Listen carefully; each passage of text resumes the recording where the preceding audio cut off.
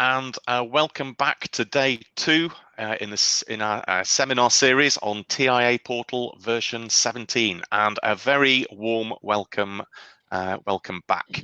So if you joined us yesterday, you'll have seen the overview, so a high-level overview on new functions and features in TIA Portal version 17 from a SIMATIC and also a WinCC unified perspective. Today we're going to be taking a bit of a deeper dive into the STEP7 innovations, some of the topics that we covered yesterday, and we've got an all-star lineup for you today. So I'm just going to do a very quick introduction, and then coming up shortly we're going to have a look at WinCC Unified and View of Things running within the SIMATIC 1500 controller, and that's going to be delivered by Rob Moracco, who's our automation specialist for the south of England.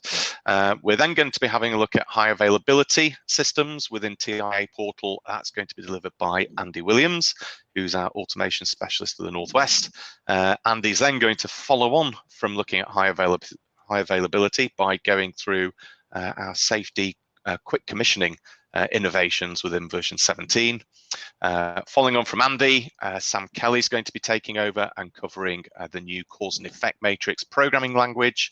And then we're saving, I don't want to say we're saving the best till last because they're all great, but it's the very important topic of security, and that's going to be covered by Andy Gilbert. So please do put your questions in the chat as we're going through the sessions, and then when we come to the end of the sessions, we'll go through questions and answers. We'll do our best to answer the questions, but I can guarantee or give you my word that we'll come back to everybody on all the questions that are entered within a week.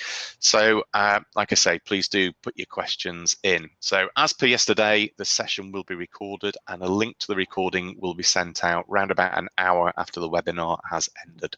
So without further ado, I'm going to hand over to Rob Moracco, who's going to be taking us through View of Things on the SIMATIC S7-1500 controller. Thanks, Damien. Good morning, everybody. Okay, so what's new with the View of Things, or VOT? So within the WinCC unified platform, we now have a uniform web editor for all devices. And this allows web visualizations to be easily compiled from graphical elements. And this really is the award-winning feature of VOT. As many of you may know, the previous version of TIA Portal supported user-defined web pages. However, this required JavaScript and HTML programming knowledge, and often users would need additional tools and code editors just to produce the code needed to develop the web pages. The new version 17 TIA Portal has changed all of that. It now has a project tree with an additional node that enables users to easily build a website for the CPU with no special programming skills. Of course, the option is still there to use JavaScript if you wish. Because the VOT function is also used to create an operating image for the HMI system, the visualization can be easily transferred to the HMI device. And this obviously brings efficiencies in terms of time and effort.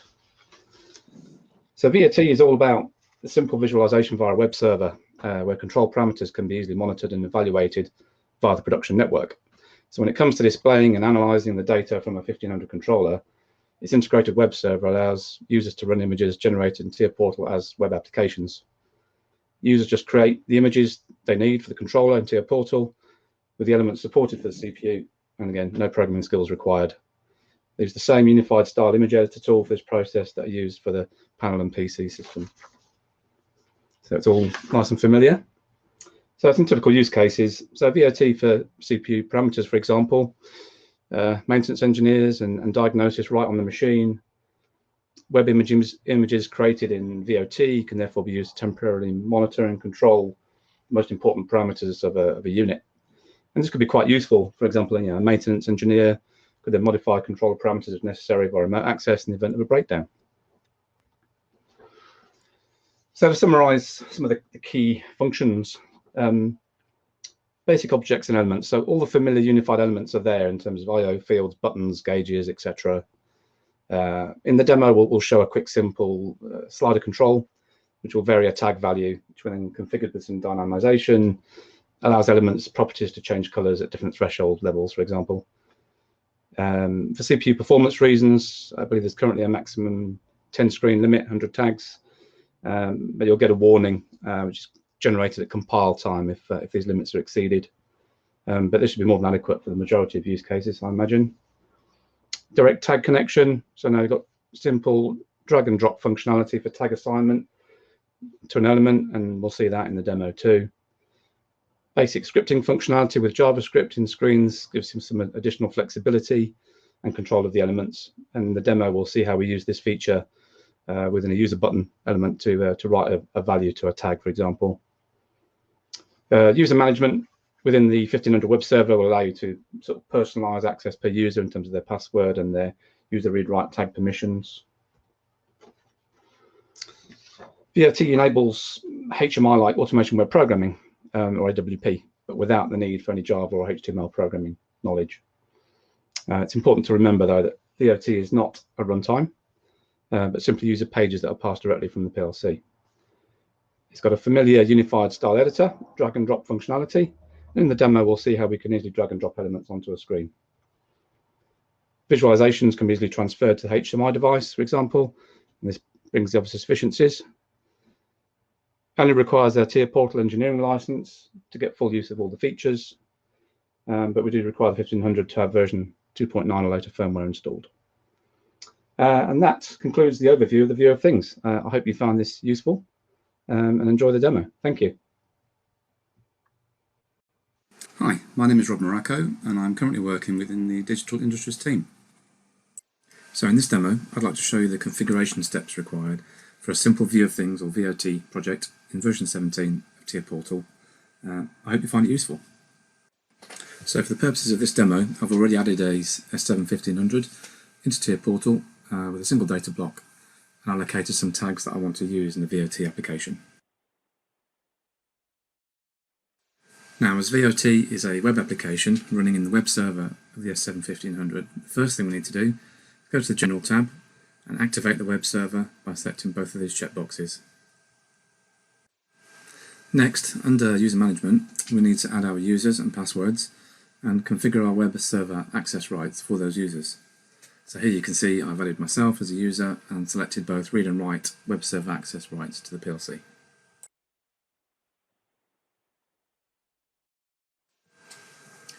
In the Project View panel, under the PLC folder, there is now a new folder called Web Applications. So this folder is only available in the supported PLCs with firmware version 2.9 and above. So here we add a new VOT application and we'll leave it in the default name of View of Things.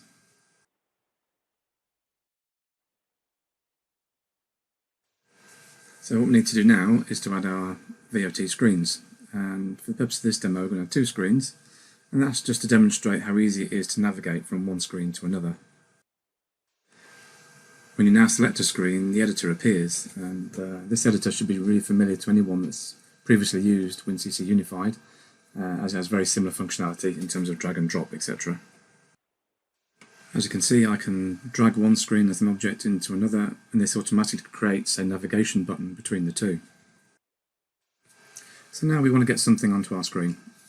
From the Elements area, we can simply drag an object onto the screen area. For this demo, I'm going to add a slider control. Now the beauty of this is that I can simply navigate to my tags in the Detail View area, select the tag I'd like to assign to the slider, and simply drag it onto the object to assign it. Easy as that. We can also add objects with dynamization functionality. This allows the background colour, for example, of the object to change with respect to some predetermined conditions. Simply select the background colour, select the tag option in the dynamization column, select the tag we want to use, just make a bit more room here.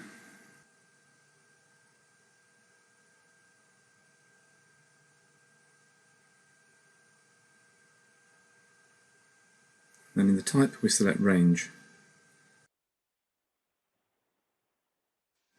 So here we're going to set three ranges, 0 to 10 as green, 11 to 30 as amber, and 31 to 50 as red. So here the circle element has its background colour configured with 3 different colours dependent on the tag value within set ranges.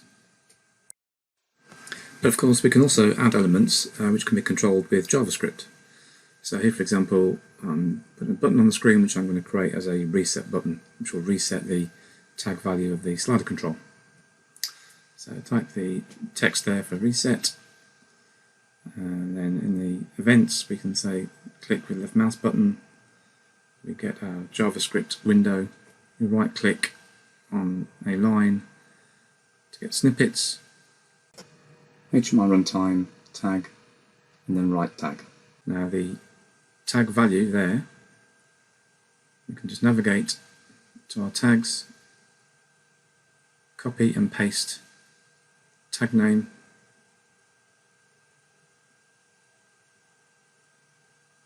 into the name there, and then we just want to set the value that we're going to write to that tag to 0. Easy as that.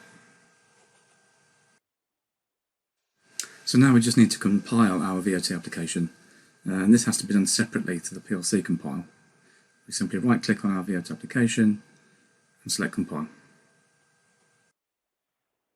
Once this is complete, we compile and download to the PLC as normal.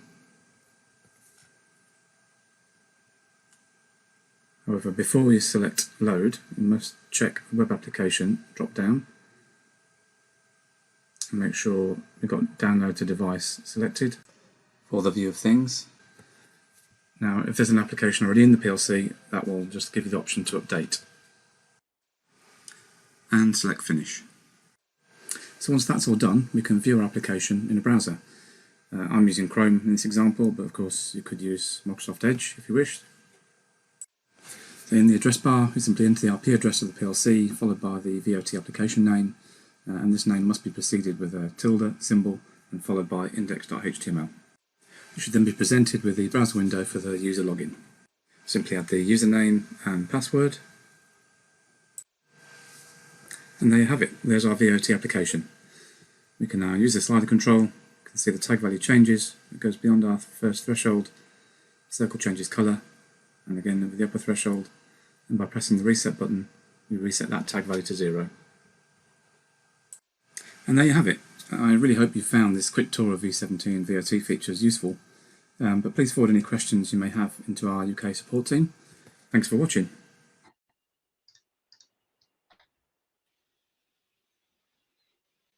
Okay, thank you for that, Rob. So we're just getting some message coming through around the video quality, so we'll do what we can to improve that as we're going through. So we will look into that. But that was a great insight into view of things, Rob. So thank you very much. We'll make no qualms about being proud of view of things. So there'll be another session on VOT tomorrow during Daniel Smalley and Colin Street's session on WinCC Unified. So there'll be another quick session on it there covering VOT.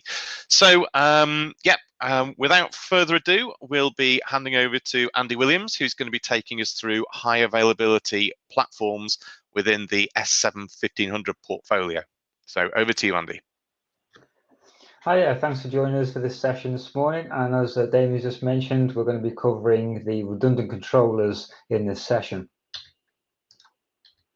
The range is growing. We started out some year or so ago where we started out with the R and H startup systems. So we have the 1513R and the 1515R. These do their synchronization between the redundant pair of controllers across the Profinet network. This does mean that they're designed for lower performance systems. But of course, if you need that more performance, we can move into the full H systems. We currently have the 1517H. We get the more performance because we have the dedicated fiber optic sync modules, which is keeping the two controllers synchronized in program and cycle time, etc., together. Okay, but the really exciting news that can come alongside the launch with V17 is the 1518HF. With this controller, we now get the capability to do our redundancy So this is our high availability control systems alongside fail-safe. So this is our safety evaluated code, also in a high availability format. Because we've got that safety code, of course, we need some more capacity to be able to engineer it. So what we have is it has increased the code and data there you can see on screen. But also alongside that, we also get the X2 and X3 interfaces. So the X1 is a Profinet dedicated interface, but we also get X2 and X3, which are additional different subnet industrial Ethernet interfaces. So it might be that you don't actually need the fail-safe options for this controller, but you just might need more code of data area, or you might just need an extra industrial Ethernet interface. So the 1518 HF could be useful in that scenario additionally.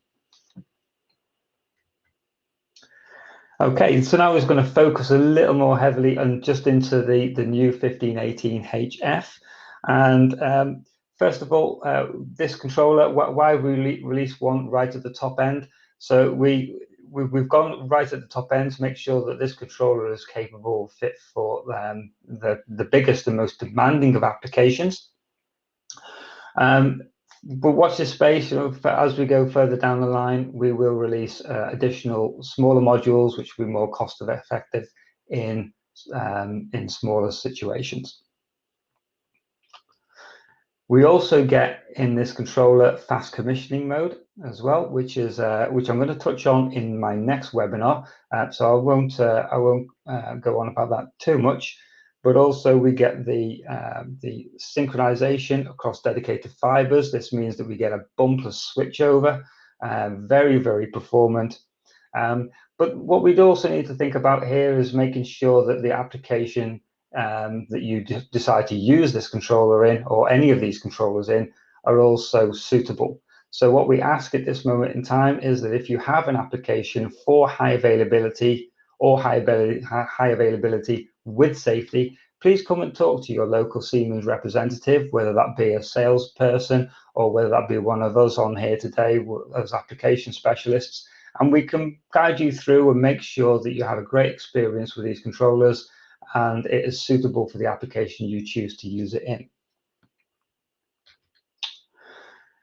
Okay, so this is the typical architecture that we would look to deploy a system like this in. We can see here we have our primary and backup CPUs with the dedicated H-Sync fibers between them. Now, with all of these systems, currently, they must reside in an MRP ring. So this is where the X1 interface is connecting out to our process. The primary and the backup are the MRP masters, and they can connect to any of the I/O out in that MRP ring, either directly in the ring or via a switch. What's really exciting on here is that we can, of course, combine safety and non-safety I/O right throughout the whole network and be processed in the same set of controllers. Also, you'll notice on this slide, it also talks about PLC to PLC safe communication. So we're not limited by one set of controllers. We can have two safety controllers or more connected on one system, and we can handshake safety relevant data between the controllers as well in a redundant fashion. Also, alongside the launch of V17 is PLC SIM Advanced version 4. This also gives us the capability to simulate the 1513R, as you can see there, right the way through to the 1518 HF in PLC SIM Advanced. This gives us the capability to connect these out to via external APIs to other softwares where we can do further simulation tasks. What's important about this is we are only simulating the PLCs in solo mode. So we can't simulate a failover from primary to backup, and we can't also test against what would happen during a sync-up process of the two controllers. But still, we can get great mileage by testing our application code. Additionally, as well, for end users, customers who don't have access to the TIA Portal software engineering suite, who may need have the requirements to be able to download to a replacement controller or just deploy the software without any editing capability. We have the SIMATIC automation tool, as of version 4 Service Pack 3, has now been expanded to cover the 1500 high availability systems. This is a free download, which you can get from the link that you'll see on screen now. And with that, what we'll do is just move to a live demonstration through the configuration of a system. So again, just like Rob did in his, we start out with the controller already integrated into the project and has already been set up in safety mode. We can also deactivate the safety mode, as you can see there on screen. And as you would appreciate with any safety system, there are some base level safety settings that would need to be made. Things like hardware watchdog times, and most importantly for me, the enablement of the safety password to protect against unauthorized safety downloads to the controller. Of course, with any controller, you need some I/O. So we have a block of I/O here, which we wish to redundantly connect to our H system. So we have to follow the format, as you can see on screen. And you'll see that this is tagged as a multi-assigned piece of I/O. This I/O then, of course, has some settings of its own in order to be set up, whether it be in a ring or connected from a ring, could be set up there. But most importantly, we must set the watchdog times, because the controllers are part of the MRP ring, and with an MRP ring switch around, we must be able to ride through this turnaround time and keep our I/O up. Of course, then we need to then go in and make some basic safety settings in our I/O cards. You will match these and make them suitable to connect to both your application and also to the field wiring in the formats required and set by the SIL level of your safety calculations.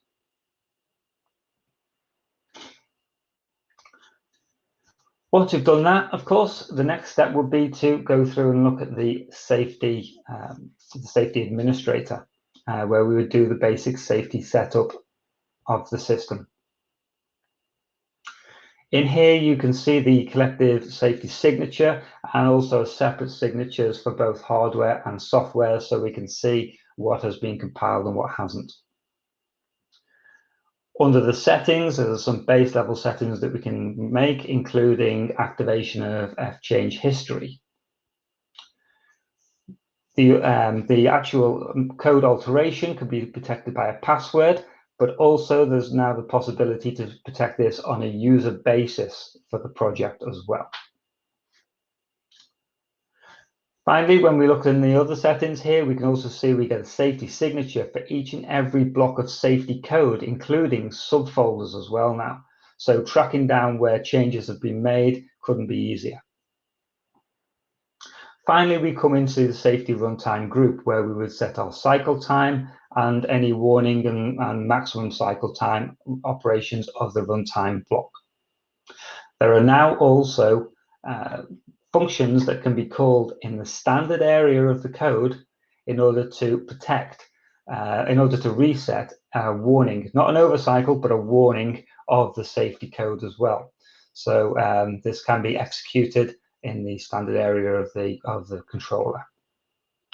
Now we are going to be downloading to PLC Sim Advanced, as you can see there. And then when we download, what you will notice is that as the CPU has now gone into run, we are online. But of course, the maintenance LED, the yellow LED, is lit. We can see that also in TIA Portal with the yellow spanner. The reason this is there, and we can see this when we navigate through the diagnostics, is because the PLC Sim Advanced can only execute in solo mode. So all the diagnostics is reporting that the backup CPU is not available, and we can see that there on the right-hand side in the online tasks, where we can see that it's not reporting any information for us. But again, a great start to be able to test your code and evaluate and make all your settings. Of course, finally, you would, probably a little bit more elaborate than what I put in here, you would then apply your safety application code suitable for your application. So that's a quick whiz round the high availability redundant systems and inclusive of the new 1500 HF system. And with that, thanks very much for listening, and I will just pass you back. Okay, thank you, Andy, for that overview of the S7-1500 redundant and high availability, and the new high availability and fail-safe controllers. So we're coming back to Andy now, who's going to give us a quick overview on quick commissioning, which is available for the 1200 and 1500 fail-safe processors. So back over to you, Andy. Okay, thanks again, Damien. Yeah, back to me. And just in case you didn't get it the first time, there's my. If you would like to follow me on LinkedIn, you can see that there on screen as well. So this session we are going to be focusing around fast commissioning, and there will be a live demonstration of this coming up shortly. But first of all, what is fast commissioning for safety? Well, basically what it is in a nutshell is the capability to do a delta compile and download of the safety software. When you're working with larger systems, the safety code can take some time to compile and to download, and can make working with safety on larger systems quite heavy on time and resource. So what this does is by having the delta compile and download, it means that only changes are being downloaded to the controller, and most importantly, doesn't transition through to a stop either. So really useful. But before we get to that, what I'd just like to also mention is that there's a few other things that have come and been introduced with safety as well. The first one is the F-compliant data types. So anybody who's been working with TIA Portal a lot will be familiar with these in the standard area of the code, where we can have PLC data structures with other PLC data structures embedded within inside them to give us a nice flow through our code. And we've been unable to do this in safety up until now. Now, well, we can actually do this, and we can also do it to a nesting depth of 8 as well. So really, really good for great structured code. I already touched on the group signature, so you can see that there on screen, where we have the offline signatures for every block of code and every folder as well, subfolder that we may have introduced in order to structure our code in a logical manner inside our project tree. But the bit that really stands out for me on this slide is the adaptation of the UMAC, or this inclusion. We talked about the protection of the safety code for download and for alterations earlier.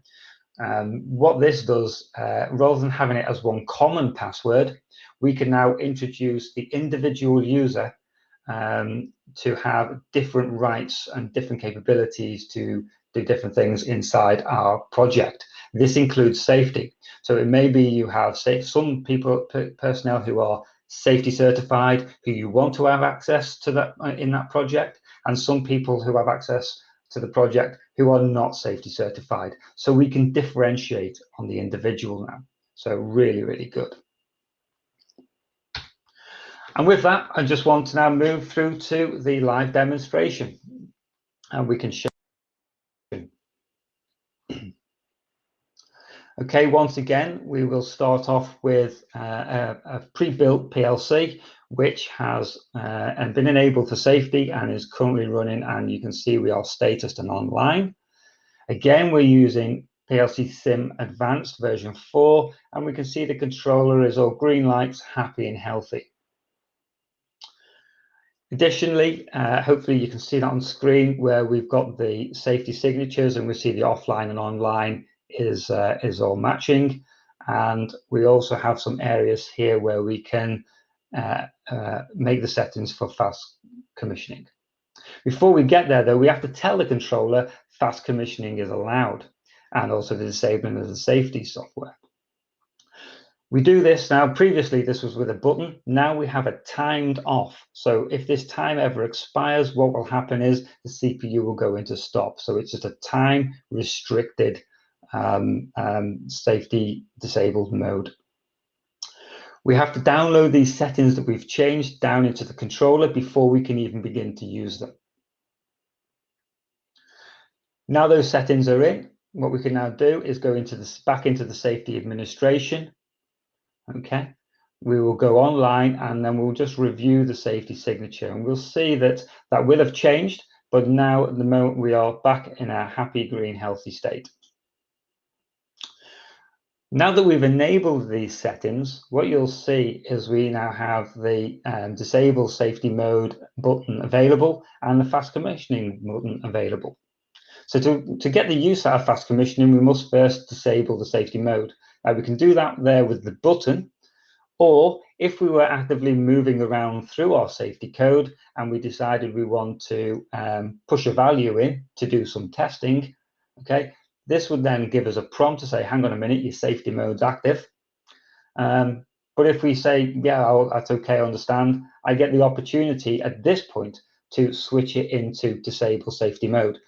Now, just to clarify, disable safety mode doesn't mean it's not going to execute the code. What it means is it's going to allow us to manipulate bits and set bits and change things as we move through. Okay, as we can see here, when we go back to safety administration, that we are currently in deactivated, and we can see that the timer is counting down now. If this timer ever expires, the CPU will go into stop and a full recompilation would be required. However, we can, as we just seen there, press the reset button and that will reset the time for us. Now to the important bit, we've now just also enabled fast commissioning mode. This now means that we can go in and we can make a change, subtle change in this case, to a rung of code by adding another instruction. And we can now download. And then we see in the download viewer, this looks a little bit different. We can see that the fast commissioning mode there is referenced, okay? And that's how we know what's going to happen. And we also know that, that we are now not going to stop the CPU. So when we download, we can see it's gone in. And what you'll also notice is the yellow LED is also on in the PLC Runtime Advanced there as well, indicating that fast commissioning mode is also active. We're going to go through a few different things because they have all different responses. I want to just cover off a few of the things that you can do, some of the things that you can't do. Okay. In this instance, what we're going to do is just change a simple timer value on a safety timer. And again, this is a permitted function, not a problem. And we see the CPU didn't even go into stop. So again, you can see how much faster this is for working with safety code. Next part, something you're likely to want to do is to add one of the Siemens certified safety instructions from the basic instructions tree. Now we can add these and it doesn't make any difference whether we use multi-instance or single instance. The fast commissioning mode will handle this in either way. Okay, I'm not going to go to the trouble of actually coding this up, but I just want to show you again the different response. So even with a reinitialization of the DB, we still get enabled the fast commissioning mode. And again, without a stop. Okay, now to move on, and maybe we'll cover a couple of things that can't be done, and maybe some of the questions that may be appearing in the chat. We're just going to add in a safety timer. As you can see on screen there, this is a non-permitted function. Okay, so when we code all of this up, we're going to run into a little bit of a problem, but we're just going to discuss and show you how you can get around that and maintain the fast commissioning mode. Okay, so when we come to do the compile, it won't even attempt to download it. You can see here we have an error. Okay, so when you get this error, like with any other error in TIA Portal, what you would do is to go into the information area.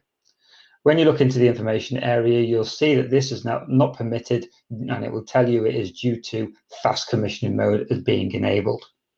So all we do is delete this instruction, and we can carry on in fast commissioning mode without any problems. As you would appreciate, the addition of any hardware or the removal of a hardware, or even the change of settings, so 4 to 20 milliamp settings or 1 out of 2 evaluation to 1 out of 1 evaluation settings, are not allowed at this for this fast commissioning mode. However, you can, as you've seen on screen, change a safety tag that is linked to a piece of hardware. This is also an allowed change.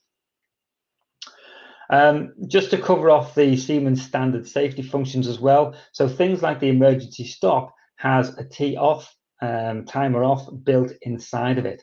So adding an emergency stop function from our standard library also would not actually be permitted function as well. This would invoke a full recompile. Okay, as you can see just on screen now, we also just add in a variable. So this could be an input variable, an output variable, or a stat variable that that we are actually putting in at the moment. This is also okay to do.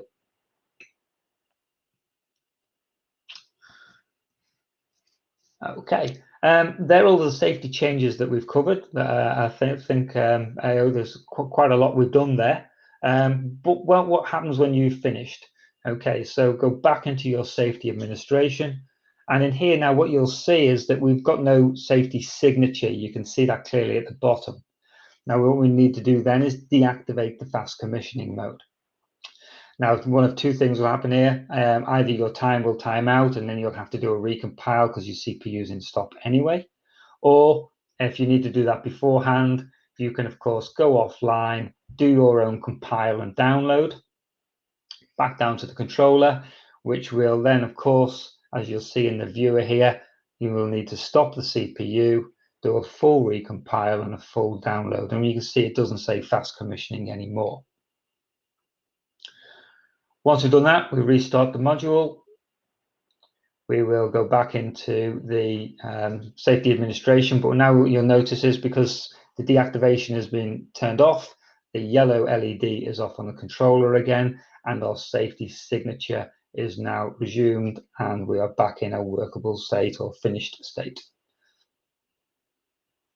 Okay, so that's fast commissioning mode in a nutshell.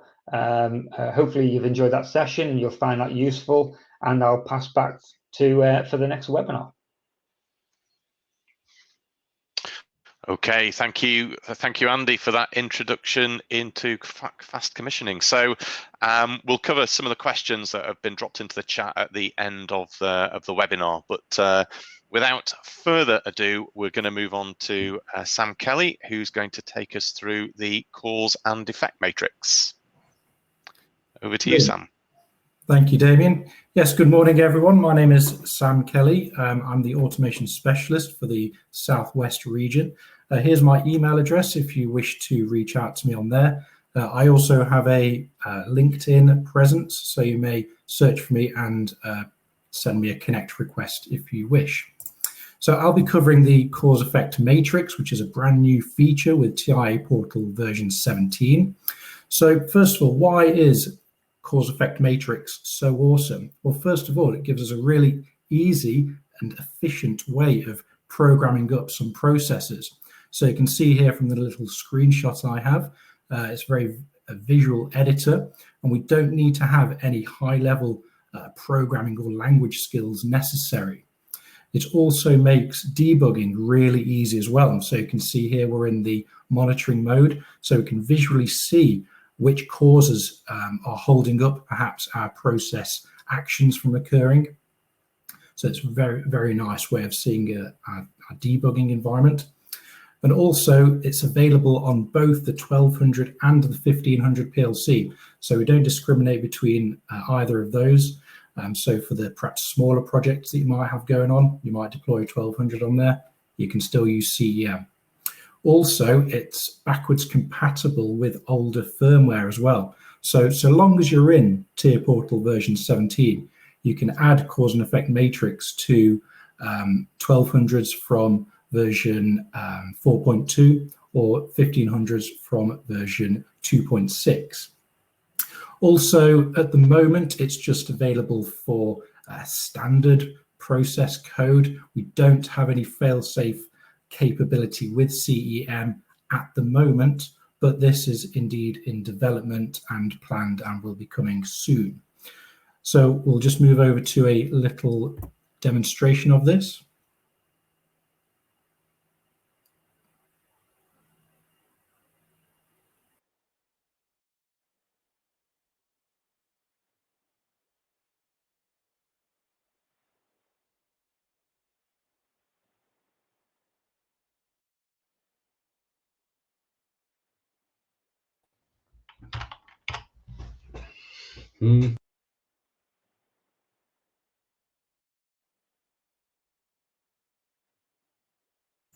Oops, sorry, I just realized my microphone was on mute for a long time there. Were you able to rewind, John?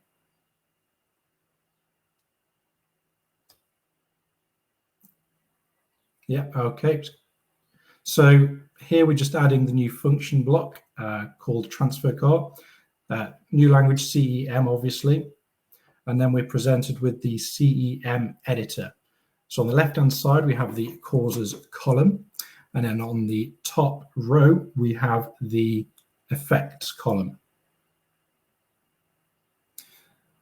Also, just to show you, the block interface is as you would expect. So I've already tagged up a few inputs just for the ease of demonstration.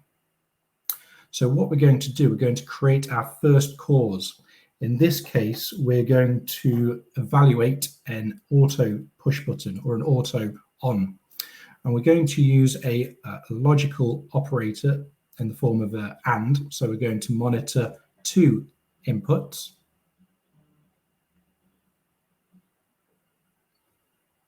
So the first input is going to be the auto Boolean. And then the second is going to be the hand Boolean. So of course, when we're in auto mode, we want auto to be high and hand to be low. So we can do this by inverting that hand pin there. Just right click and select invert pin, nice and easy. Similarly, we can do something as well with the hand. So it's just going to be the opposite of this. We'll just invert the auto pin. And then the next cause that we want to do is we want to check if our transfer car is empty. So we're going to use a comparator for this, and we're going to use the less than instruction. This is going to be looking at a real value. You can see here the choice is displayed. And we're going to, first of all, select perhaps our scale input. And we're going to see if this is going to be less than 1.0. So it could be 1 kilogram for argument's sake. We can easily add new causes by selecting add new there. And then also we're going to check if the transfer car is going to be full. Again, we're going to do this with some scales, but we're going to use a greater than or equal to. And again, same as before, select real and use our pallet weight, whatever we want, basically. In this case, 20.0. And finally, we want to check to see if we're going to be within our track limits, perhaps. So we want to see if we're in our loading position. In this case, we're just going to use one Boolean. So we're just going to use the equals symbol. And we're going to use our track 1 position sensor there. Also, we have an unloading position, so it's just a 2-position track. And we can just add in our track 2 there to see if we're going to be there or not. So now we actually want to use these process events to create these process reactions or these effects. So the first one is going to be reverse. We're going to reverse the transfer car into the loading position. So we're going to select just an equals for this. So long as our causes, and you'll see in a second, our intersection logic comes up, it will create that reverse. And we'll just add in a forward one as well, which we'll tag up in a bit. And here we start to create our intersection logic. So we're going to use this action. So set as long as it's high, and we're going to create a new action group. And we're going to select 3 out of 3. So the first one we're going to do is we're going to move to the loading position in auto. So first of all, we add auto. Second, we then make sure that our transfer car is empty. And then lastly, we want to make sure that we're not already at the loading position. So like we did with the inputs, we can invert those outputs from these causes so that we don't exceed our track limits and perhaps cause some mechanical damage. So when all these three are true, we should get the effect.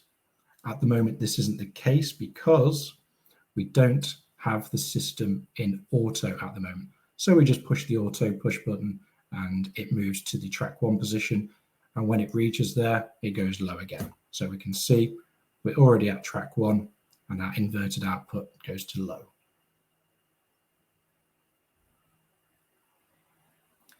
The next thing we would like to do is, of course, perhaps operate this in hand mode. So we just add a new cause, perhaps call this transfer car hand reverse. Want to make sure that we're in hand mode and also evaluate a jog reverse. And this is quite cool. We can add in a new intersection. So we can see here that we're still looking at the same effect, but we can have 2 different intersection routes in order to create this effect. So we're going to have a 3 out of 3 again. In this case, we're just going to make sure that we're in hand mode as well. And then we can evaluate the code online as such. And we can do the same thing for going to the loading position. So we'll just copy and paste that in as well. Finally, we might want to have some kind of interlock as well. So we can create, for example, a system enable bit. So I've just created a new effect there. And we might, for example, have a push button on our panel or perhaps on an HMI for a system enable. So we're just going to create a new cause called enable push button. This is going to be true so long as the push button is high. And then what we can also do is we can add an instruction as well. So you can see here a list of those instructions for these causes, and we're going to add in a pulse. So when this push button occurs, we're going to give a 1-second pulse output from this. And then we can use a set permanently to 1. So long as this push button has been pressed, our system enabled bit will be high. And of course, we might want to reset this. So we might have a stop or a disable push button. And just tag this up accordingly. Again, using the pulse instruction, setting this to 1 second. And you can see here that the set is yellow because it's missing a reset. So then we add that reset and now everything's gray. And then the final thing to do would be to add those kind of interlocks to perhaps the TC Auto. So we can add in new connections by clicking the little yellow star.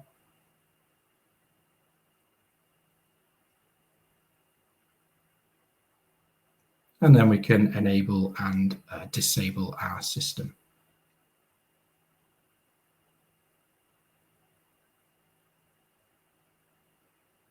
Okay, that's all I want to show you, and thank you very much for your attention. Okay, thank you very much, Sam. It's a great intro, and I love the way that you can do things like invert inputs and outputs from logic gates simply with a right mouse button before feeding them into the cause and effect matrix. So great update there, Sam. Thank you very much. And without further ado, we'll hand over to Andy Gilbert, who's going to take us through our last topic of the morning, but an extraordinarily important one, which is security within SIMATIC and security by default, which is new within TIA Portal version 17 and the latest firmware versions for the 1200 and 1500. Over to you, Andy.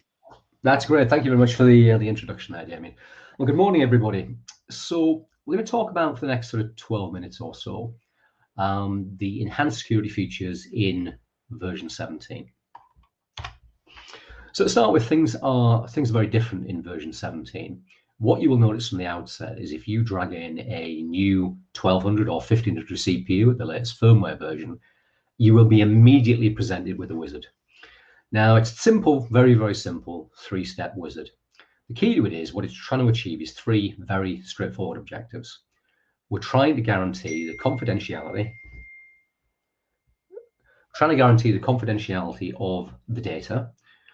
We are trying to ensure the integrity of the data, and we're trying to ensure endpoint authentication. So really, we're trying to make sure that when we transmit data, it's kept secret, that it arrives unchanged, and also the person that we're actually sending the information through to is who they actually claim to be. Now, we do this via the use of encryption, keys, and certificates. So we'll talk about each one of these simple steps in turn. So initially, what you will need to do is we need to create inside of the CPU somewhere that we can put our secure data. So really, what is the confidential PLC configuration data that we're talking about? Well, it's the private keys and the certificates that we were just discussing. So we have to put them somewhere in the CPU where they're going to be protected. It's very simple. First step of the wizard, you put a password in. Now, I'd recommend that you don't use a trivial password. You need to use a password which is non-trivial, because the stronger the key, the greater the protection. And what we do is the password generates this key information that protects this information. What it also does as well is at the download point, what it actually does is it binds the project and the key information. So this is also very important. And when we look at the video, we'll see exactly what happens when we remove the password and it doesn't have that binding. Second stage, equally important. What we're talking about here is secure communications. We want to be able to use the programming device to transfer down the configuration into the PLC. And what we also want is we want the PLC to be able to communicate in a secure manner to the HMI device. We achieve that using industry standard TLS, or transport layer security. So the workflow is that you will build your project up, you download it to the PLC, and at the point where you traverse the first download, then what happens is you'll get a box flash up on the screen that says, is this a trusted device? Because what the PLC is trying to do is it's trying to send the certificate that it has, the self-signed certificate, up to the TIA Portal software. This is only ever used during the early commissioning stages, because what actually happens is once we've established that initial communications, in the background, TIA Portal, after the compilation, has generated another self-signed certificate, and it transfers this down to the PLC, and this is what we actually put into the secure area that we've created. From that point onward, it's invisible to us. We are communicating in a secure manner, but it becomes invisible. So finally, now this has been around for a while, but it's something that it has been overlooked in the past by a lot of people, a lot of installations, is what we're doing here is we're protecting the CPU from unauthorized access online, or whether that be intentional or unintentional. So what we'll do now is we'll take a look at the video and I'll talk you through this sort of setup procedure.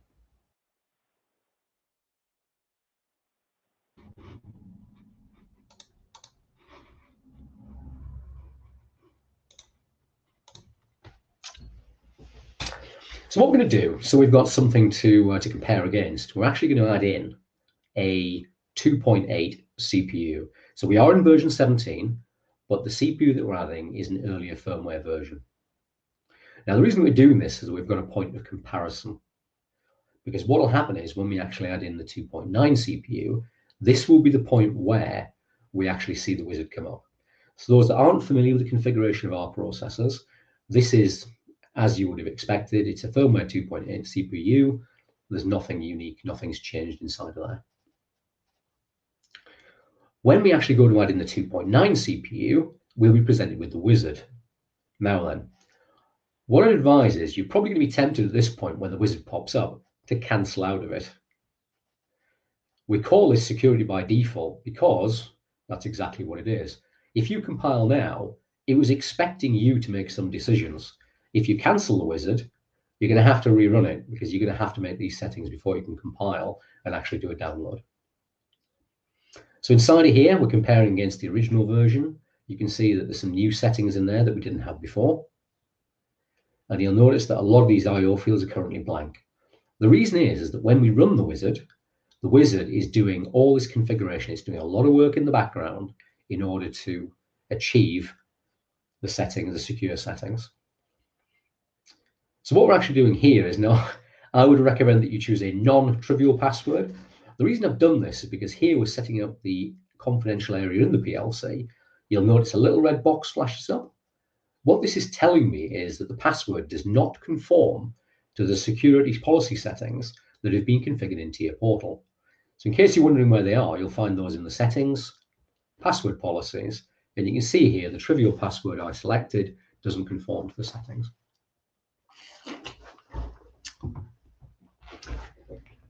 In all honesty, the next password, I wouldn't recommend you use one. This isn't an awful lot better, but it does actually comply with the security policies. So we'll just do a cut and paste. Again, if you're doing this for real, then you wouldn't necessarily do it this way. So now we've set up the configuration area.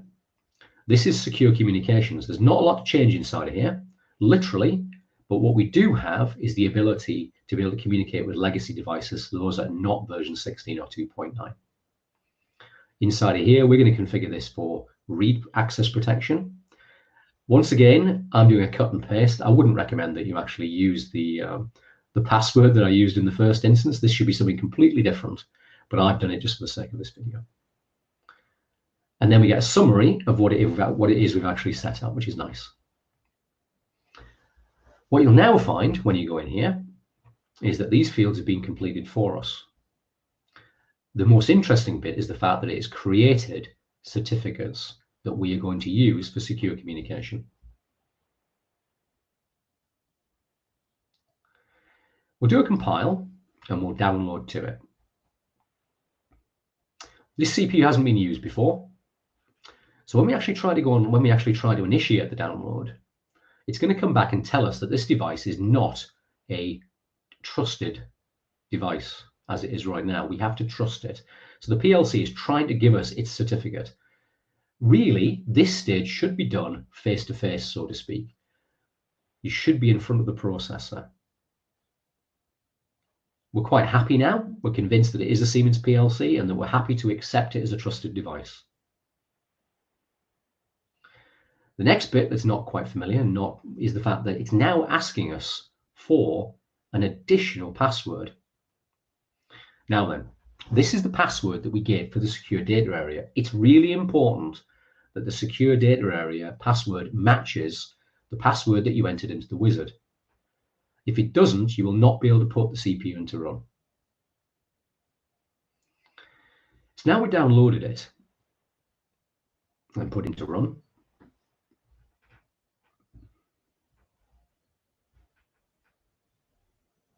We're going to go online.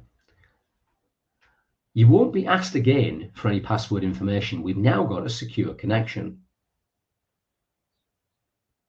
If we use the online diagnostics, we'll go to the diagnostic buffer of the CPU. And what you'll notice is something I should have probably put in the video, but when you look at the diagnostic buffer, you'll notice that there's a provisioning mode. It's moved from provisioning mode to secure mode. So what that means is we are communicating using TLS protocols, encrypted protocols.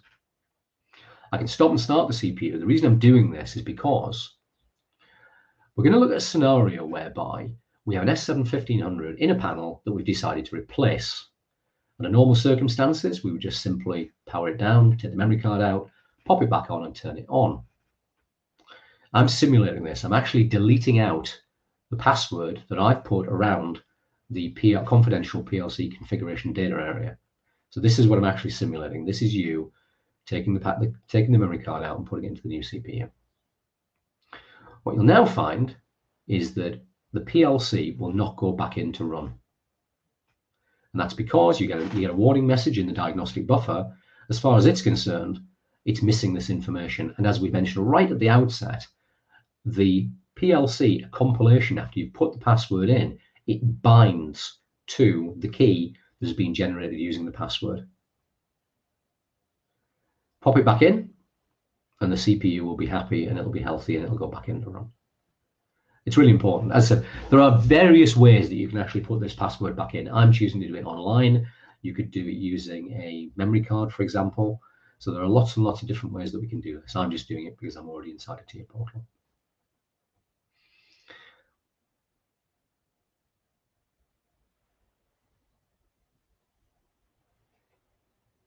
Just a little thing, it's a bit of a throwaway tip, this one, is when you actually run the wizard up, you'll notice there's a small box in the bottom left-hand corner. This small box means that if you drag a new CPU in, you will not be delayed, you will not be automatically displayed the security wizard.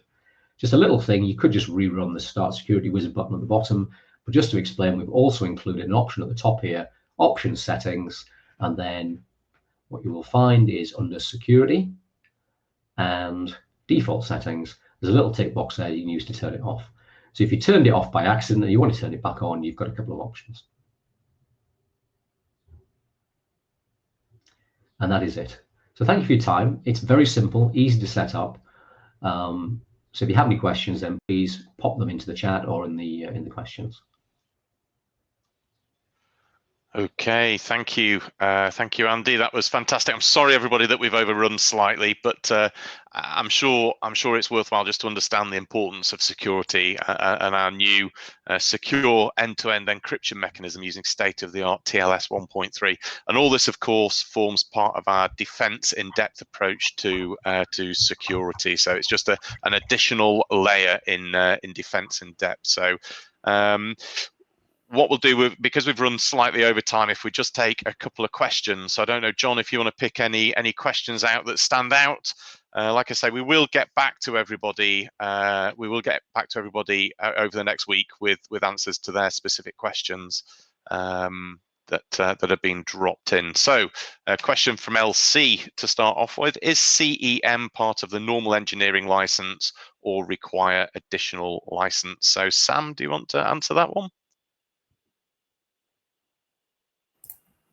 Yes, yeah, part of the normal engineering license, so no additional license required for CEM. Yeah. And what I think is great about the SIMATIC platform is you can use the different programming languages depending on what specific function you're wanting to use. So, and you can mix and match the blocks within the controller. So you could have one block created in ladder logic, another in structured control language, another in CEM. So it's whatever language suits that specific area of the application that you're looking at. But no, it's absolutely core. So it's a standard programming language. Put your function block in and just select CEM from the drop down. So any more questions, John, that we can knock off quickly?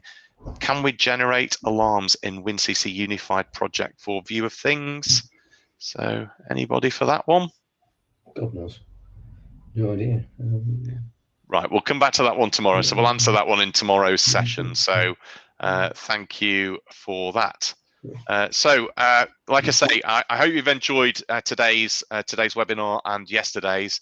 One very final thing, I've put the link on the screen to actually I'm being overwritten just to show the download link for TIA Portal version 17. So do please download it and you know, let us know what you think. But yeah, hopefully we'll see everybody tomorrow for WinCC Unified, and I wish everybody a great rest of the day. Thank you.